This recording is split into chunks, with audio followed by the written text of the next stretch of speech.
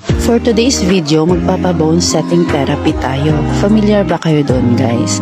Kung familiar kayo, tara panoorin natin to.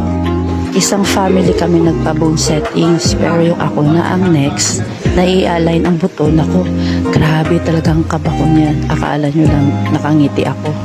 And pag nagsisimula na, dapat go with the flow ka lang. Lalambutan mo lang yung katawan mo, huwag ka mag-a-against doon sa ginagawa sa'yo. Kasi mas mahirapan yung gumagawa kapag against ka sa ginagawa niya. Dinig nyo ba guys, yung tunog ng buto ko ay yung liig ko, grabe. Akala ko talaga tanggal na yung ulo ko. Sa totoo lang. Ang sarap sa pakiramdam pag napapatunog yun ng maayos yung buto. Pero grabe talaga ang sakit na masarap na mixed emotion na nervyos ako. Kapag may karamdaman yung part ng katawan mo, mararamdaman mo talaga yung sakit niya. Pero after nun, talagang sulit talaga yung pakiramdam mo. Ayan o, yung iikutin niya.